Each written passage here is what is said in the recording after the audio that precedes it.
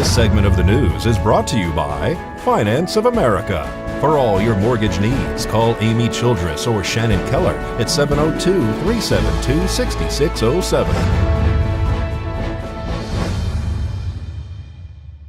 Well, as the elderly population in the United States continues to grow, the number of older adults who will suffer from dementia will also increase.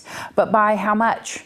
A new study in JAMA Internal Medicine looked at whether the prevalence of dementia has changed from 2000 to 2012. Laura Berger has more in this week's JAMA report. This health tip is brought to you by Desert View Hospital and Mountain Valley Physicians Group. Don't put your health on hold. We have time for you. Call us to schedule your appointment. 775-751-7100.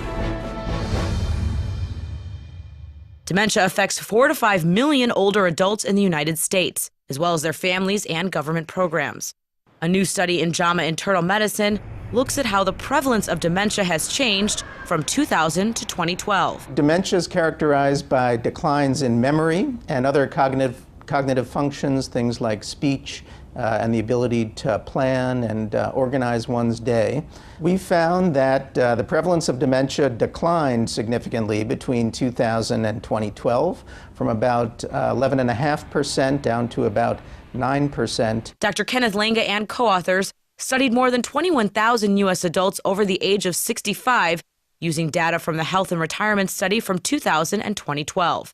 Lange says he attributes the decline in dementia prevalence to 2 factors: increases in the education level among this group and better treatments for cardiovascular risk factors like diabetes, obesity, and hypertension. This suggests that a 75-year-old today has a lower risk of having dementia than a 75-year-old 10 or 20 years ago.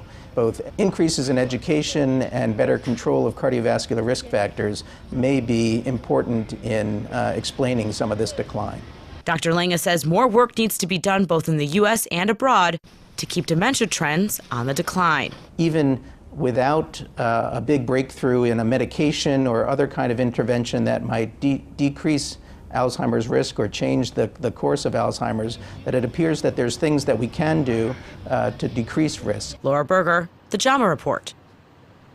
The number of older adults with dementia in the United States and around the world is expected to grow up to 3-fold by 2050.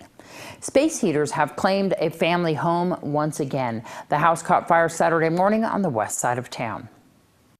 Saturday morning, just after 9 o'clock in the morning, dispatch report of a structure fire. While the crews were responding, we were notified that in fact it was a working fire with fire presenting at the roof line. Upon arrival, we found a double-wide manufactured dwelling and it was fire through the roof. Our crews quickly, after conducting a scene size-up risk assessment, entered the structure for an interior offensive attack. They found the fire in the ceiling area above the master bedroom. They quickly extinguished that fire. All the occupants were accounted for and safely had to exit the house prior to our arrival. How damaged is the home? There was significant damage between the ceiling and the roof line. The fire appeared to have originated in that particular area.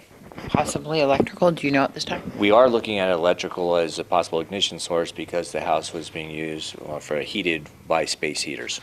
And that's an issue that we're having this time of year, isn't it? We are definitely in that time period right now where we've had several fires related to the use of fireplaces, chimneys, and now the space heaters. And it appears in this particular case the only thing supplying heat to this house was space heaters.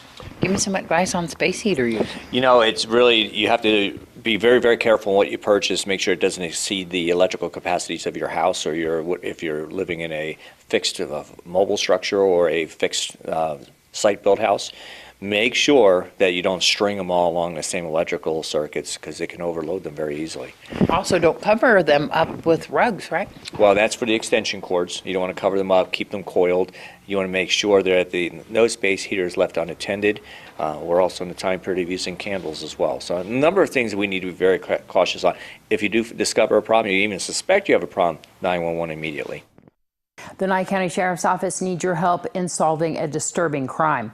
On October 29th at approximately 9:47 in the morning, the Nye County Sheriff's Office received reports of a dog that was tied to a pole, then shot multiple times while out at the former Bell Vista Shooting Range here in Pahrump.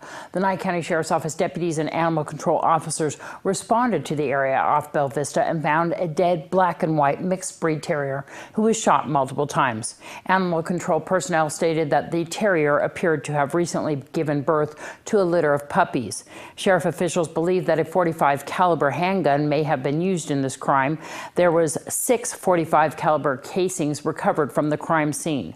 The Nye County Sheriff's Office is out of leads and is asking anyone to come forward if you believe you have any additional information and can assist the Sheriff's Office in solving this crime. You can give them a call anonymously, 775-751-7000. News 46 will return in just a moment.